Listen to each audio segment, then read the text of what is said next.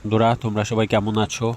আশা করি ভালো আছো। আমিও ভালো আছি। আমার রাজহাঁসগুলো দেখো খুব সুন্দর আছে, খেয়ে দিয়ে একদম রুষ্টপুষ্ট হয়ে আছে।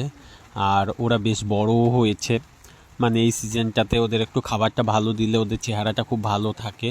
তো বর্ষার সিজন, এই সিজনে ওরা বাইরের খাবারটা কম পায়, যেহেতু ঘাস পাতা সব জলে ডুবে যায়, তার কারণে কম পায়। ওই জন্য বাড়ির খাবারটা একটু বেশি খায় ওরা এই বর্ষার সিজনটাতে।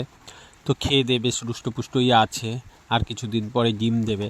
তো দেখো কি পরিমাণে খাচ্ছে ওরা, সবাই মিলে একসঙ্গে খাচ্ছে গোল হয়ে, মনে হচ্ছে একটা পদ্ম ফুলের মতো। পদ্ম ফুলের পাপড়িগুলো যেমন গোল হয়ে থাকে, এরাও সেরকম গোল হয়ে খাচ্ছে দেখো।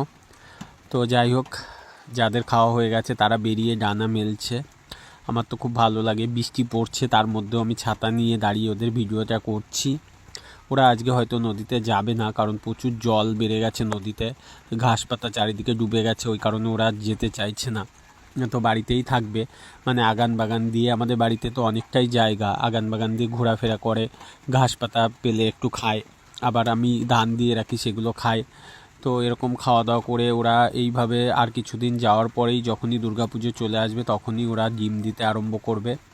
তো ডিম দিতে আরম্ভ করলে পারে তখন তো আরও একটু যত্ন বেশি নিতে হয়। ডিমের সময় ওদের একটু প্রোটিন জাতীয় খাবার দিতে হয়, কারণ কি ডিমের সাইজগুলো বেশ বড় হয়। তো ওদের একটু প্রোটিন জাতীয় খাবার না পেলে তখন ডিমের সাইজটা ঠিকঠাক করতে পারে না।